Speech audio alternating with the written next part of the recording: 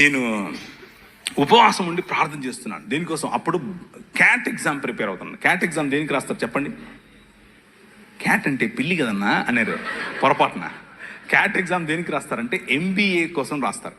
MBA లాంటి చదువులు చదవాలి అంటే క్యాట్ ఎగ్జామ్ రాయాలి. Cat GRE.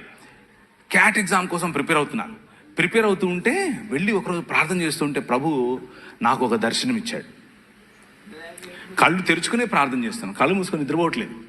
కళ్ళు తెరుచుకునే ప్రార్థన చేస్తున్నాను. ప్రార్థన చేస్తూ ఉంటే ఆమోసు గ్రంథం ద్వారా ఆయన మాట్లాడి అనేకమైన జనాలు నెత్తి మీద టోపీలు పెట్టుకుని తెల్లటి వస్త్రాలు వేసుకుని ప్రభు అయిన యేసు క్రీస్తులోనికి పరిగెట్టుకుంటూ రావడం నేను చూశాను. నా దర్శనంలో చూశాను. ప్రభు అన్నాడు, నువ్వు ఇందోర్ అనే పట్టణానికి వెళ్ళాలి అన్నాడు. ఇందోరా? ఏంటది? నేను ఎప్పుడు ఇన్లా, ఆ ఊరు ఎక్కడ ఉంటుందో నాకు తెలియదు. మ్యాప్లో వెతికా, ఇందోర్ అనేది మధ్యప్రదేశ్లో ఉందని తెలిసింది. వెళ్ళిపోయా రాత్రికి రాత్రి.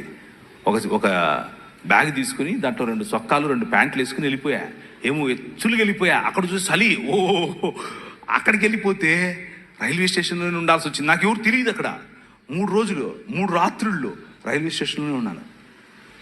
రైల్వే స్టేషన్లోనే ఉండి సువార్త పరిచర్య చేస్తూ ఉంటే మోకాళ్ళ మీద ప్రార్థన చేశాను. ప్రభా ఏంటి, తుమ్ జాతా హై మై ఆతా హై, ఇంతే వచ్చు నాకు, అంతమించేం రాదు. జాతా హై ఆతా హై ఇంతే వచ్చు. ప్రభువా ఏంటి ప్రభువా, నాకు ఈ భాష రావట్లేదు, నేను ఏం చెప్పాలి అని అంటే అనర్గళంగా మాట్లాడటానికి హిందీ ఇచ్చాడు. దేవునికి స్తోత్రం కలుగును గాక. అనర్గళంగా, మామూలుగా కాదు. ఒక్క నెలలోనే టీవీలో మాట్లాడాను. ఎలా? హిందీలో మాట్లాడాను. నేనేం నేర్చుకోలా, ఏ స్కూల్కి వెళ్ళలా, ఏ గ్రామర్ చదవలా. కానీ వాళ్ళు నన్ను సౌత్ ఇండియన్ అనుకోరు.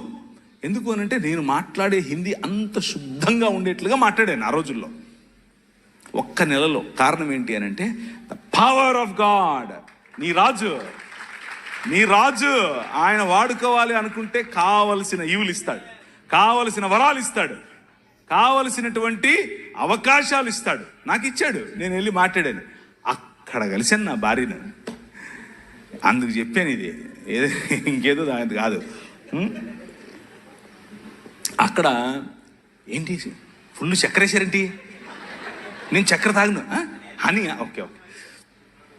అక్కడ నేను పనిచేసేటటువంటి, అంటే నేను ఏ సంఘంలో అయితే వెళ్ళానో ఆ సంఘం పాస్టర్ గారు అమ్మ లడ్డులాగా దొరికాడు అనుకున్నాడో ఏమో తెలియదు, కానీ వాళ్ళ కూతురునిచ్చి పెళ్లి చేశాడు.